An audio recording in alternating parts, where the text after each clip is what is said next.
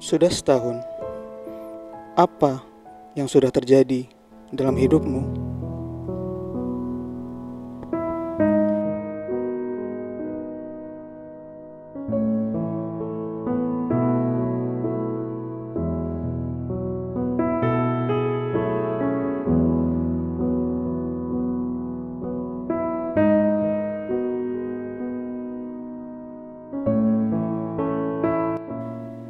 Sudah berapa jauh kamu berjuang sampai di titik ini? Selama ini,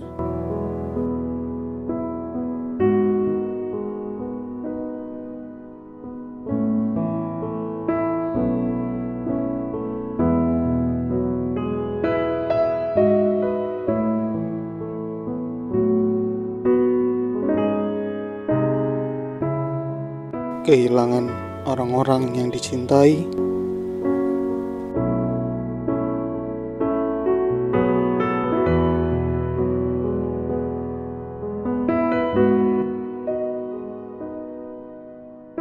kehilangan pekerjaan, jatuh sakit, segala hal yang menjadi lebih rumit, terpenjara di sebuah situasi, kehancuran dan kegagalan.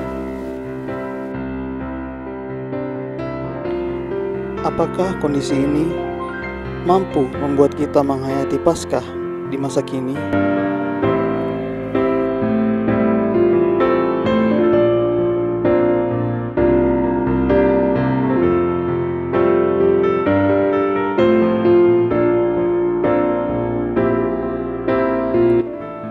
Apakah kebangkitan Yesus masih mampu membawa harapan dan sukacita?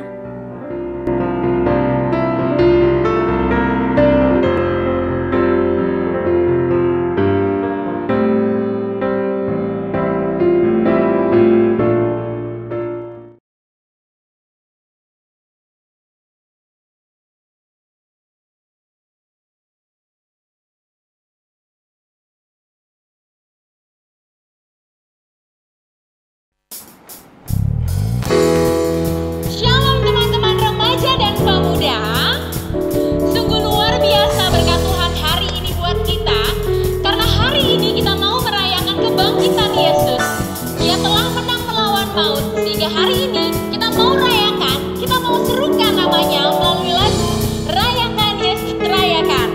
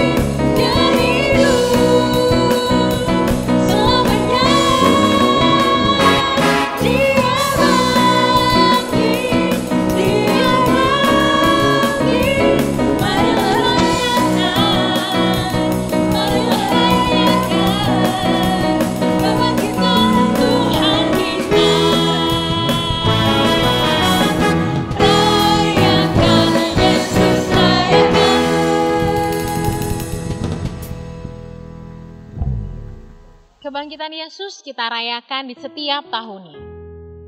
Tapi seringkali kita hanya sekedar mengikutinya dan merayakannya dan menjadi rutinitas dalam pelayanan. Kita hanya terlibat dalam pelayanan dan menjadikan Paskah seperti rutinitas biasa. Tahun-tahun sebelumnya, kita semangat sekali memasuki Paskah.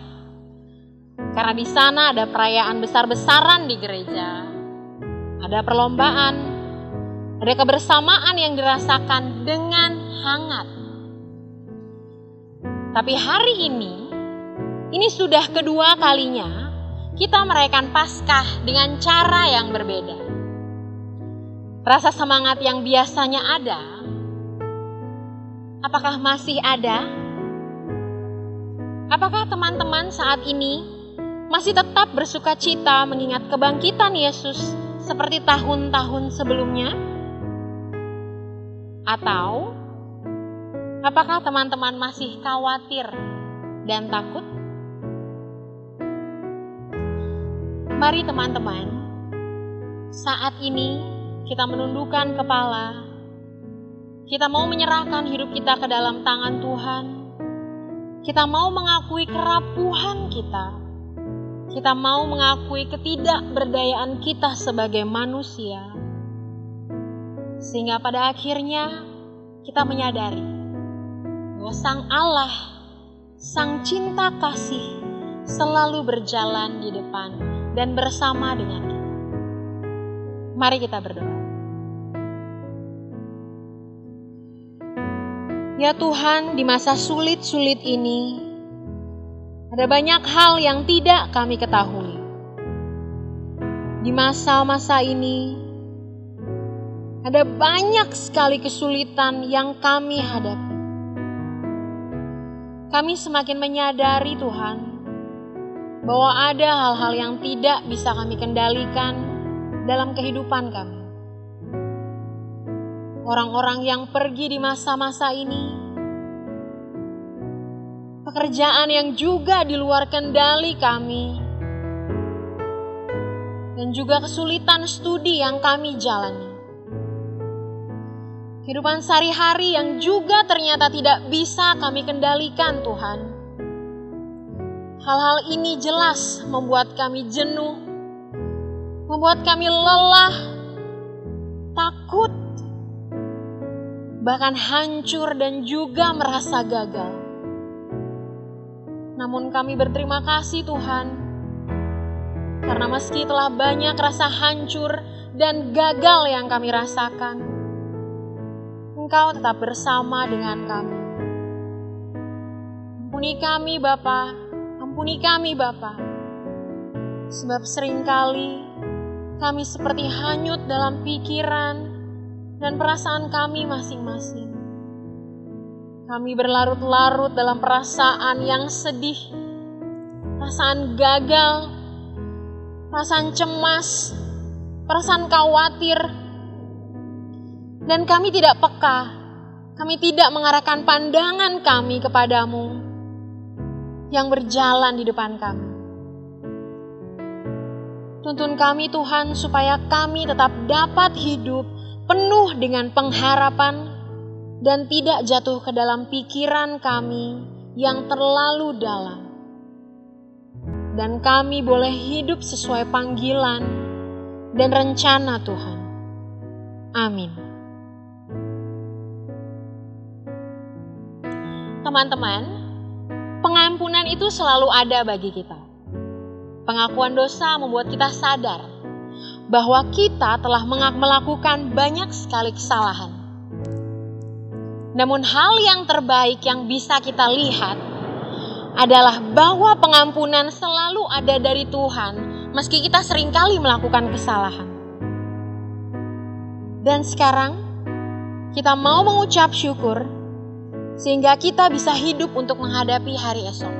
Mari kita angkat pujian dari lagu Because He Lives.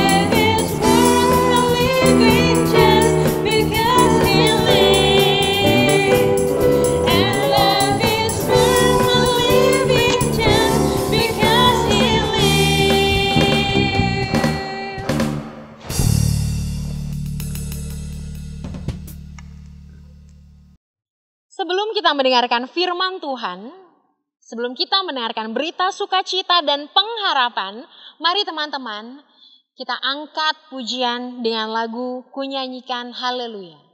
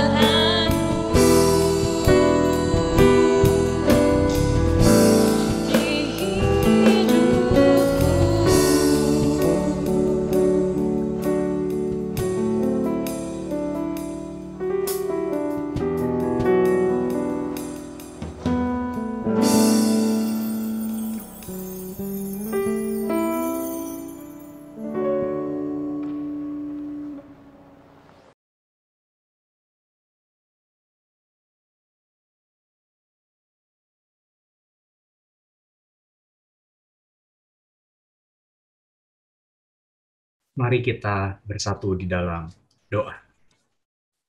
Tuhan, pada saat ini kami mohon hikmat serta kekuatan Tuhan untuk bisa memahami dan merenungkan firman Tuhan, khususnya dalam semangat kebangkitan Kristus. Biarlah kami pun juga mengalami kuasa kebangkitan itu dan firman-Mu boleh meneguhkan kami untuk tetap menjadi pribadi-pribadi yang berpengharapan dan yakin di tengah ketidakpastian, keraguan-raguan ataupun juga ketidaktahuan kami. Tolonglah kami Tuhan, dan biarlah meskipun kami tak dapat berjumpa secara langsung, perjumpaan virtual melalui media daring ini pun boleh menolong kami untuk menghayati perjumpaan dengan Tuhan. Terima kasih ya Allah, dalam nama Kristus yang telah bangkit, kami berdoa, bersyukur, dan memohon. Amin. Baik, rekan-rekan muda GKI Palsi Gunung, berjumpa dengan saya, Pendeta Yohanes ABS, saya pelayanan di GKI Bintaro Utama. Oke, kita akan memulai renungan kita. Saya akan share screen untuk kita sekalian. Nah, tema kita hari ini adalah Our Only Hope atau yang disingkat OOH. Nah, ini saya yang bingung nih. Bacanya OOH, O, atau apa? Ya, terserah teman-teman cara bacanya. Yang penting prinsipnya atau maknanya, artinya OOH itu adalah Our Only Hope. Ya, firman Tuhannya didasari dari Matius pasal 28 ayat 1 sampai 10 yang akan saya bacakan untuk kita sekalian. Matius 28 ayat 1 sampai 10. Setelah hari Sabat lewat menjelang menyingsinya fajar pada hari pertama minggu itu, pergilah Maria Magdalena dan Maria yang lain menengok kubur itu. Maka terjadilah gempa bumi yang hebat sebab seorang malaikat Tuhan turun dari langit dan datang ke batu itu dan menggulingkannya lalu duduk di atasnya. Wajahnya bagaikan kilat dan pakaiannya putih bagaikan salju. Dan penjaga-penjaga itu gentar ketakutan dan menjadi seperti orang-orang mati.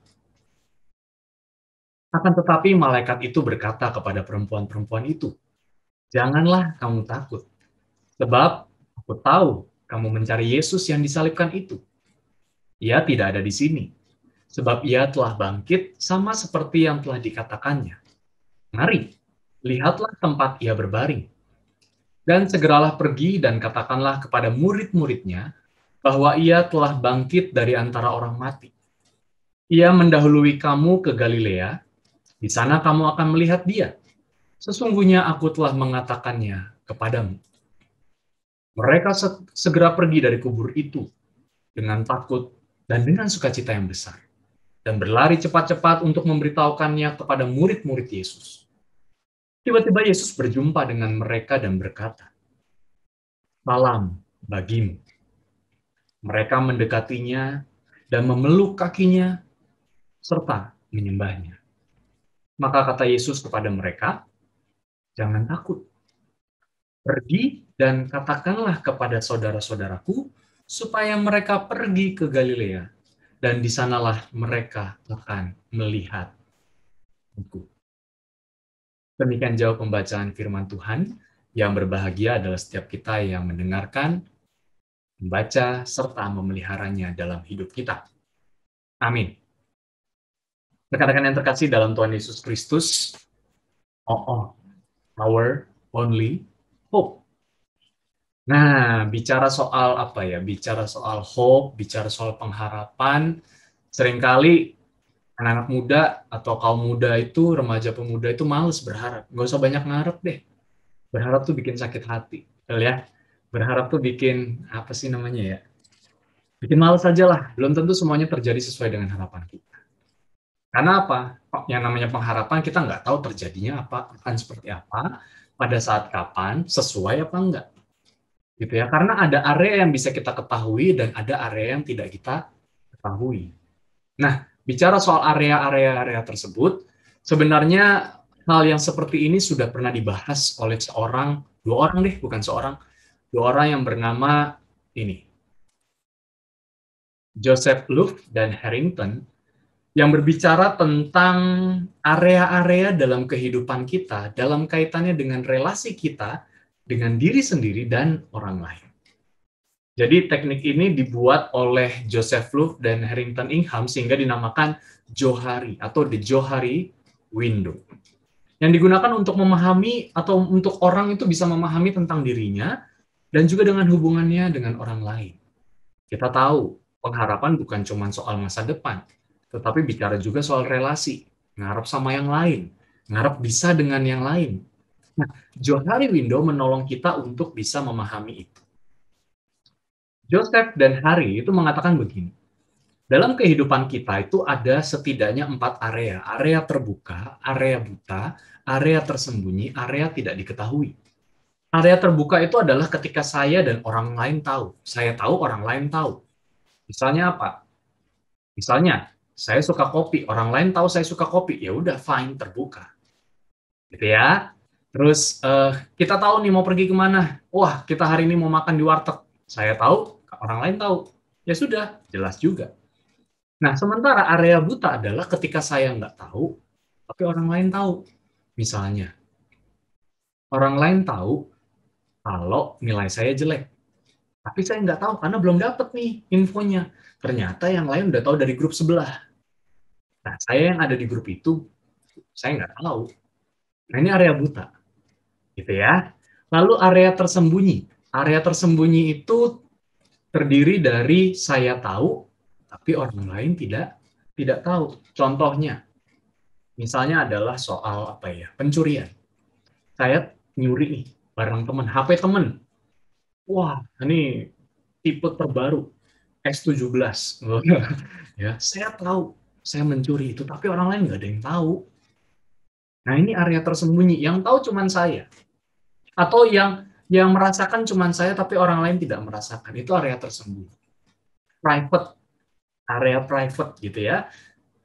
Nah, yang terakhir adalah area tidak diketahui. Area tidak diketahui itu terdiri dari ketika saya nggak tahu, orang lain juga tidak tahu. Jadi sama-sama nggak tahu. Di unknown area. Contohnya apa? Contoh konkret adalah misalnya gini, malam-malam rumah kita kemalingan, sepeda kita kemalingan.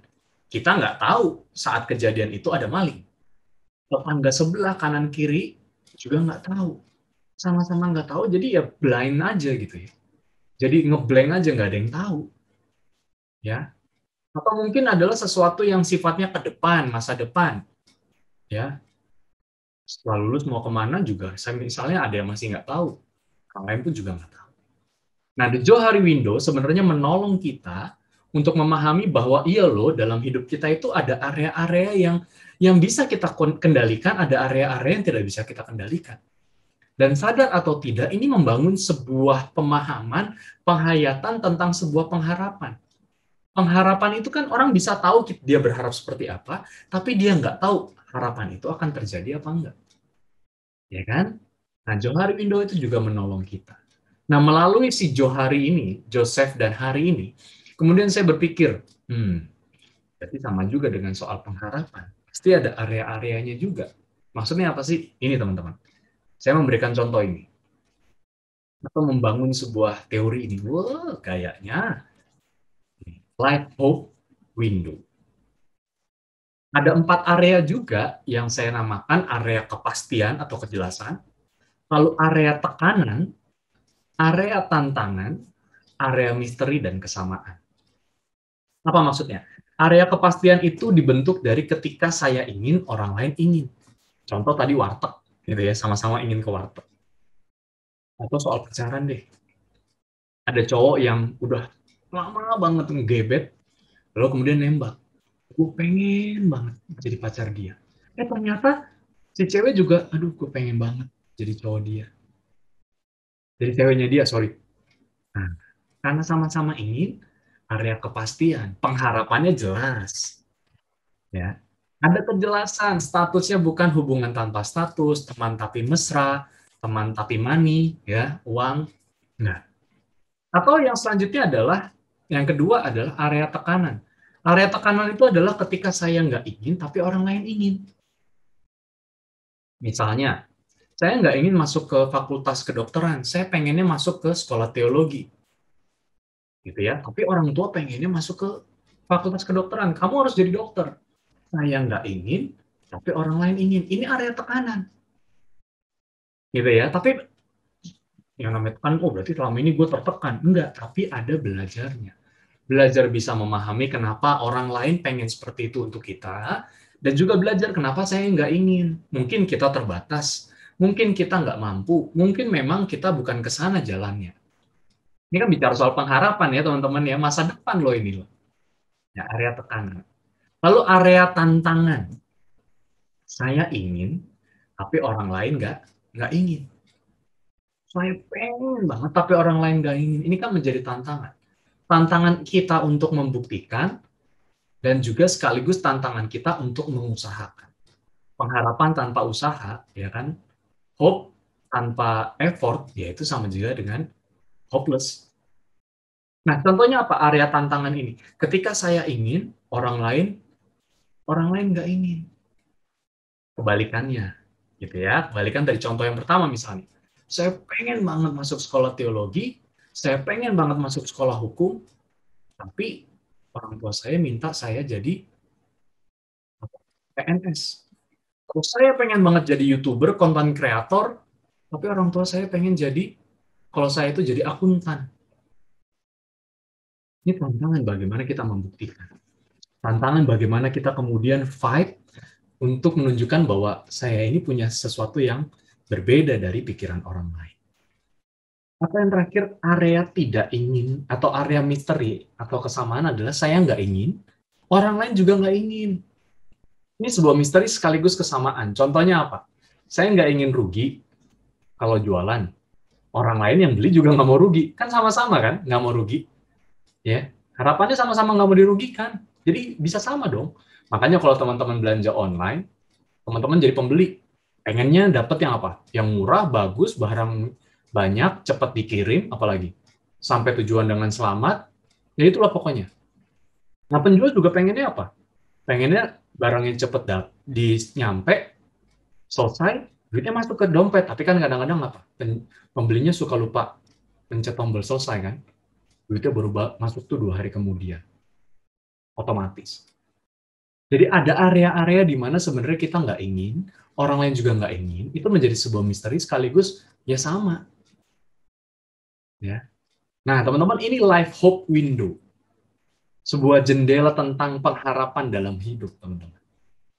Ada banyak contoh-contohnya, nanti kita akan coba dalami begitu ya. Nah, 2 hal ini, sebenarnya saya mau mengajak teman-teman untuk melihat bahwa 2 hal ini terjadi loh. Di dalam bacaan kita hari ini, bacaan kita dalam rangka memperingati Paskah itu. Apa sih maksudnya? Bacaan kita Matius 28 itu terjadikan ketika para murid dan juga Maria Magdalena serta Maria yang lainnya, itu kehilangan dan berduka. Gitu ya. Kehilangan, berduka, hilang harapan setelah apa? Setelah Yesus disalibkan dan mati serta dikuburkan. Itu terjadi kan, teman-teman? Jadi,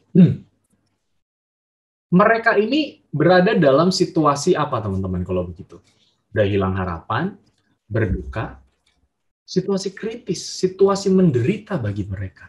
Kehilangan orang yang mereka kagumi, orang yang mereka ikuti, lalu kemudian ini yang terjadi. Boleh dikatakan kalau tadi di Johari Window ada area yang, area yang dia tahu, orang lain nggak tahu, begitu ya, atau di Life Hope Window itu ada area tertekan, maka murid-murid dan Maria ini berada dalam area tekanan. Mereka tuh inginnya selalu bersama dengan Yesus, tetapi Sang Bapa punya rencana lain di dalam kerangka karya keselamatan itu.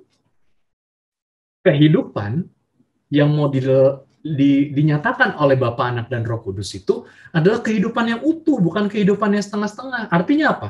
Kematian pun harus bernuansakan, bernafaskan kehidupan. Maka dari itulah Yesus harus mati. Supaya apa? Kuasa maut tidak ada sengatnya lagi. Nah, disinilah sebenarnya yang membedakan antara keinginan, pengharapan dari para murid dan Maria dengan pengharapan yang ditawarkan oleh Sang Bapa, Anak, dan Roh Kudus. Manusia inginnya apa? Tuhan inginnya apa? Dari sisi manusia seolah-olah mereka mengalami tekanan, kesulitan, penderitaan, dan seterusnya. Ya, nah disinilah sebenarnya menjadi menarik bahwa konteks Matius 28 itu bukan konteks senang-senang, tapi dalam tekanan. Tekanan batin karena kehilangan, tekanan batin karena terpisah, tekanan batin karena apa? Karena keinginannya tidak menjadi kenyataan. Wah, sedih banget ya. Sedih banget. Tetapi disinilah plot twist dari sesuatu yang tertekan itu terjadi, teman-teman. Ketika di dalam Matius pasal 28 ayat 5-6, malaikat yang menjumpai Maria berkata, "Janganlah kamu takut, sebab aku tahu kamu mencari Yesus. Yesus yang telah bangkit sama seperti yang telah dikatakannya sebelumnya." Jadi di sini si Maria Magdalena ini mau ditegaskan oleh oleh malaikat bahwa sejatinya, sebenarnya, sesungguhnya tekanan yang mereka rasakan itu bukanlah lagi tekanan yang harus dikhawatirkan. Yang tadinya mereka berada dalam, atau Maria berada dalam area tekanan, ketika mendapatkan kabar itu, perlahan-lahan berubah.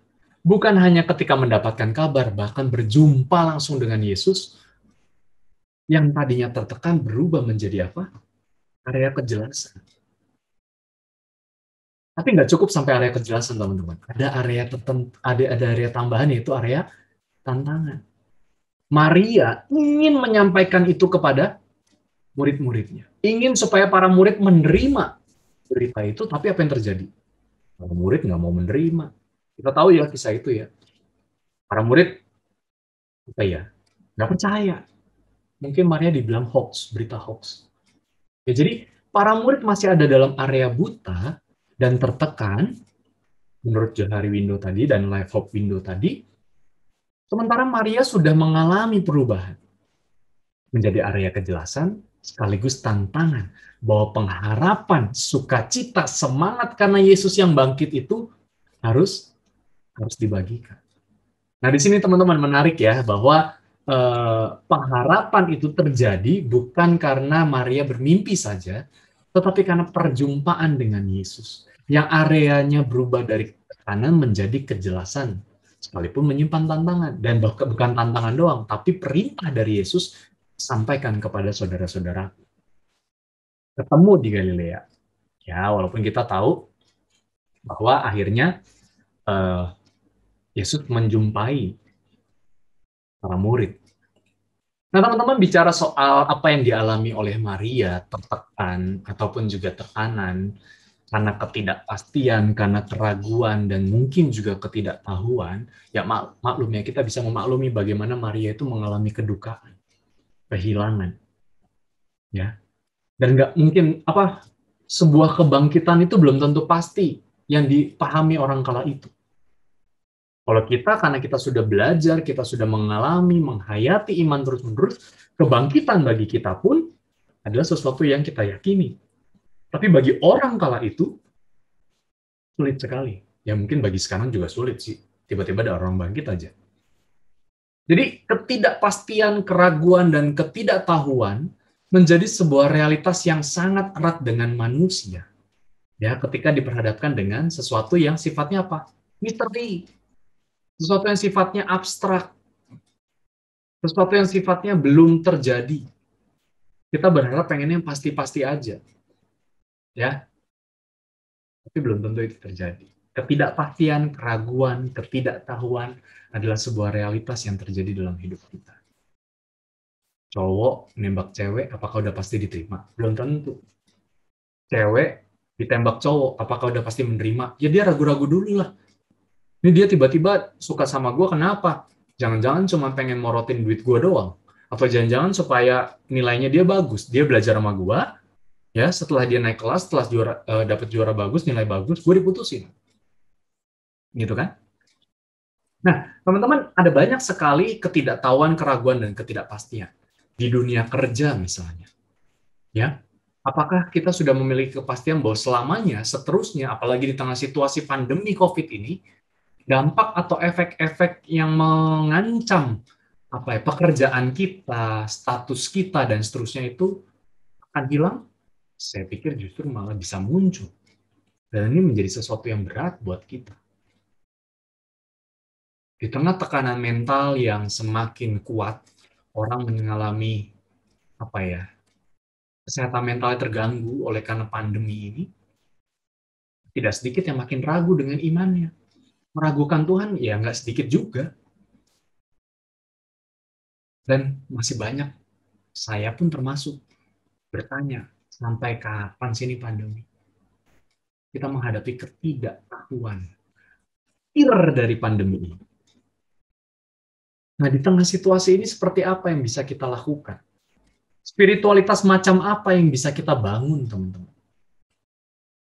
Kuasa kebangkitan mengubahkan Maria yang tadinya tertekan, ragu-ragu, tidak tahu, sedih, berduka, kemudian menjadi bersemangat, punya pengharapan, kuat, dan mau untuk diutus Tuhan. Nah, buat kita yang di tengah situasi ini gimana? Relevan nggak sih Paskah itu buat kita? Jangan-jangan cuma sekadar formalitas perayaan tahunan aja. Nggak ada lagi gregetnya Paskah. Nah, dari sini kita mau belajar, teman-teman. Tadi ada 4 area. Apakah 4 area itu akan hilang ketika kita tahu Yesus itu bangkit? Atau justru tetap ada area-area itu, tapi dengan kacamata yang berbeda? Ini jawabannya, teman-teman ya. Our only hope. Hanya Yesuslah harapan kita satu-satunya. Dan pengharapan dari Dia ternyata membawa sebuah perubahan sikap spiritualitas buat kita. Apa itu? Ini, teman-teman. Kalau tadi, Johari Window ataupun juga Life Hope Window, ada 4 area yang dibentuk dari saya tahu atau saya ingin, orang lain tahu, orang lain ingin. Saya tidak tahu dan saya tidak ingin, atau orang lain dan orang tahu tapi ingin. Atau saya tahu dan saya ingin, tetapi orang tidak tahu dan tidak ingin. Atau yang terakhir, saya tidak tahu dan saya tidak ingin, orang lain tidak tahu dan tidak ingin. 4 yang sebenarnya akan terjadi terus-menerus dalam hidup kita, ya akan terus-menerus kita alami, tetapi oleh karena kuasa kebangkitan Kristus, justru kita mengalami jendela yang baru, yang saya namakan The Resurrection People's Window. Wah, maksudnya apa nih? Jendela bagi orang-orang yang mengalami kuasa kebangkitan. Apa itu? Areanya tetap ada 4, tetapi penghayatannya adalah area keyakinan dan pengharapan, area keyakinan dan pengharapan, area keyakinan dan pengharapan, area keyakinan dan pengharapan. Apa bedanya? Kok sama semua? Kalau tadi Johari Window yang pertama area terbuka. Saya tahu, orang lain tahu. Saya tahu, gua mencintai lu mencintai gua. Tetapi cinta itu dibangun atas dasar keyakinan dan pengharapan. Yakin bahwa cinta itu tulus, pengharapan apa? Cinta itu terus-menerus. Atau area tadi, area buta. Saya tidak ingin, saya tidak tahu, tapi orang lain tahu. Gimana kita bisa yakin? Wong saya sendiri nggak tahu, saya sendiri nggak ingin. Nah, teman-teman, disinilah yang membedakan. Ketika kita dalam ketidaktahuan, ketidakpastian, keraguan yang amat sangat, sebagai orang yang mengalami kuasa kebangkitan Kristus, cuma ada 2 sikap yang harus terus-menerus kita kembangkan, yaitu sebuah keyakinan bahwa Tuhan pasti menolong, dan juga pengharapan bahwa ada yang terbaik yang Tuhan nyatakan. Sekalipun kita nggak tahu, sekalipun yang terjadi itu tidak sesuai dengan harapan kita. Allah kita bukan Allah yang menuruti kehendak kita, tapi Allah kita adalah Allah yang memahami kebutuhan diri kita. Sehingga seringkali Allah melakukan sesuatu yang paradoks dari apa yang kita inginkan. Kita nggak mau, tetapi dikasih oleh Tuhan yang kita tidak mauin. Untuk apa? Untuk belajar. Belajar berpengharapan dan belajar semakin meyakini yang terbaik yang dari Tuhan. Our only hope bukan mengajarkan bahwa kita ya udah berharap ajalah satu-satunya, enggak. Tetapi yakin dan penuh pengharapan. Our only hope oleh karena kuasa kebangkitan Kristus Bukan hanya mengajarkan bahwa ya sudah, kalau kamu mengalami penderitaan, ingat pasti akan ada yang terbaik. Itu benar. Benar banget. Tetapi our only hope oleh karena kuasa kebangkitan menolong kita untuk meyakini, merasakan bahwa di tengah area-area kehidupan kita yang penuh dengan misteri itu, selalu ada rancangan yang tak terduga, yang tidak sesuai ataupun yang di luar kemampuan kita. Kebangkitan Kristus menjadi sebuah rencana Allah yang besar. Kebangkitan Kristus menjadi rencana agung Tuhan bagi keselamatan kita. Dan itu mungkin tidak diketahui atau tidak dipahami para murid serta Maria dan yang lainnya kala itu. Tetapi ketika itu sudah diketahui, diyakini, diimani, sekalipun ada pencobaan, penderitaan, ketidakpastian seperti ini, sampai kapan kita harus tatap layar? Keyakinan dan pengharapan kita tidak pernah buyar, nggak pernah ambiar. Nah, teman-teman, mari teman-teman temukan sendiri makna Paskah, kebangkitan itu.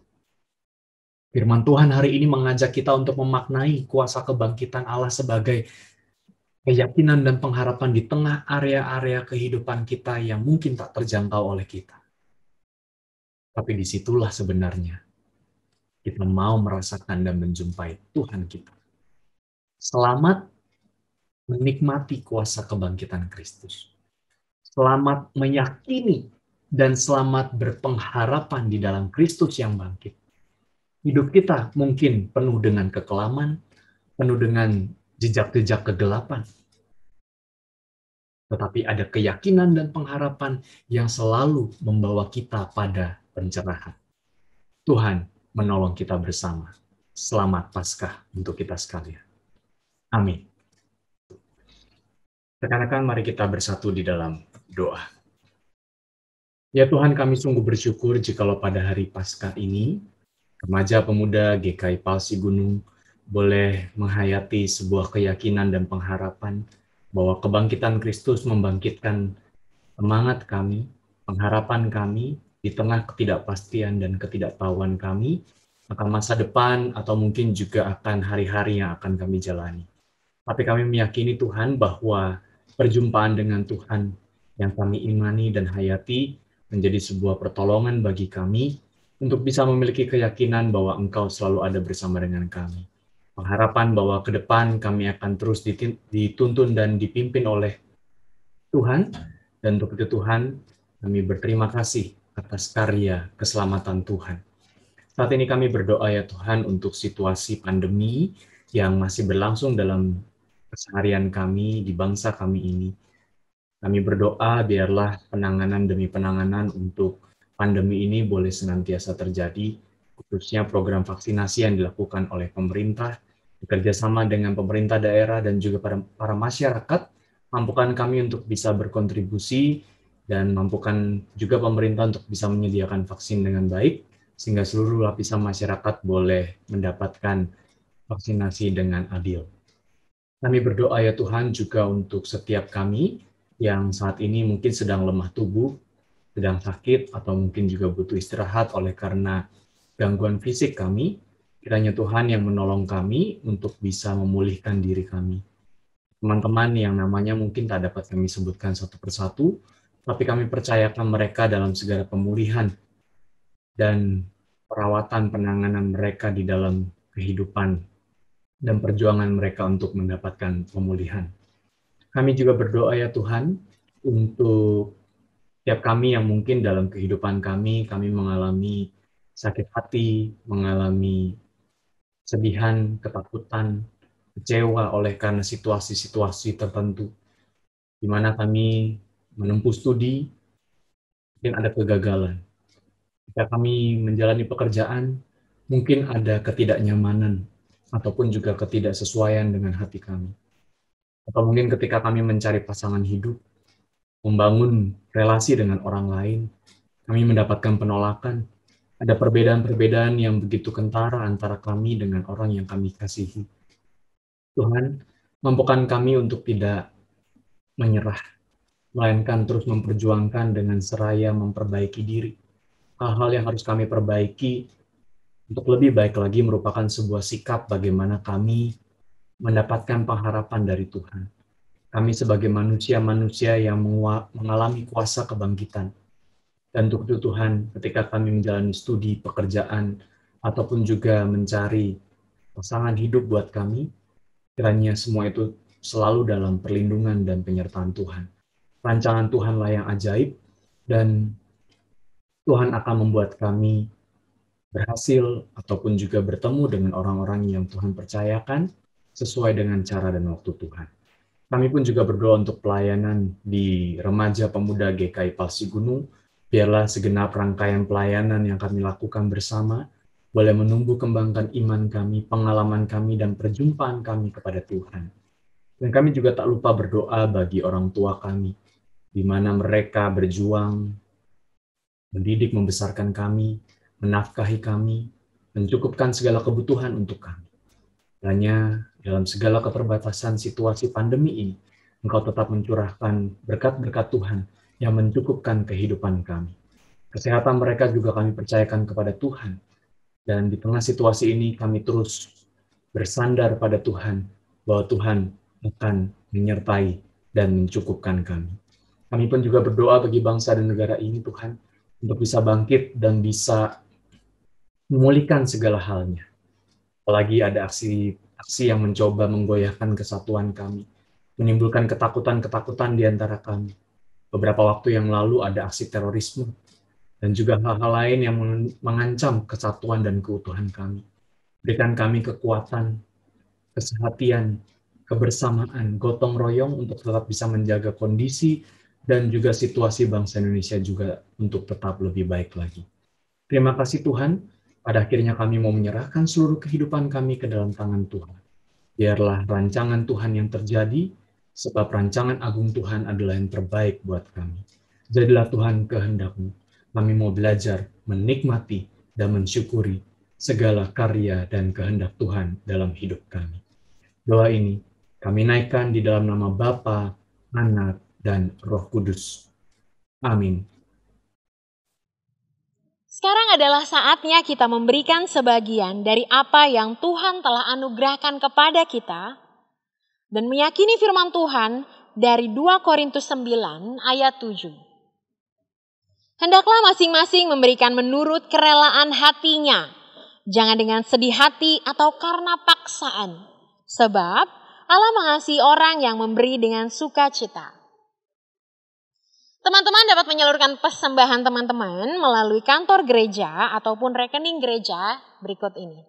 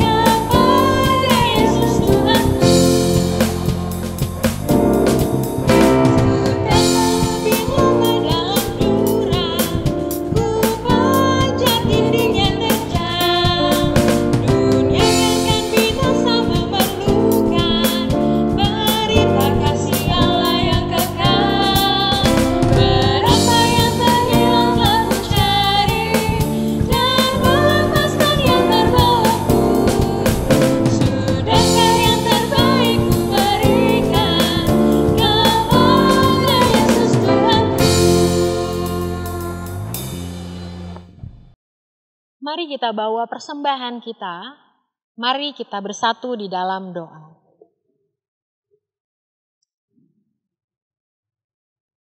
Tuhan, melalui persembahan ini, ajar kami dan bantulah kami untuk sedikit demi sedikit mampu memberikan yang terbaik yang bisa kami berikan. Biarlah persembahan ini menolong gerejamu untuk menolong orang-orang yang lemah, memberdayakan setiap orang yang hilang pengharapan, dan menjadi alatmu untuk mengasihi sesama kami. Amin. Rekan-rekan muda yang dikasihi dalam Tuhan Yesus Kristus, jalan hidup kita ke depan tentu tidaklah mudah. Ada misteri-misteri kehidupan yang harus kita jalani. Ada ketidakpastian, ada ketidaktahuan, dan mungkin juga ada keraguan-raguan. Tapi yakinlah bahwa kuasa kebangkitan Kristus Yesus membangkitkan semangat dan pengharapan kita. Iman kita ditumbuhkan dan kita selalu ada dalam kuasa penyertaannya dan juga kuasa pemeliharaannya. Untuk itu, teruslah berharap seraya berdoa dan berusaha.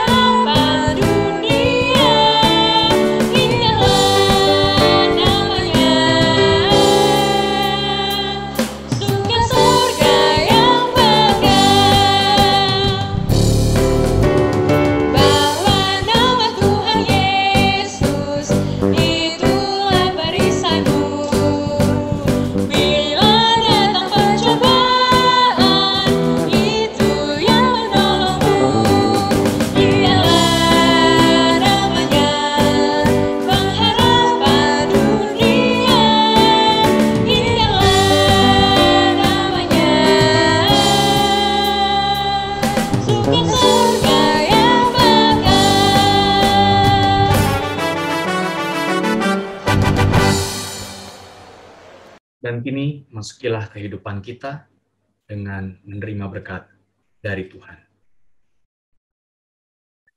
Kiranya kuasa Allah Bapa, Anak, dan Roh Kudus senantiasa menerangi jalanmu saat engkau melangkah maju.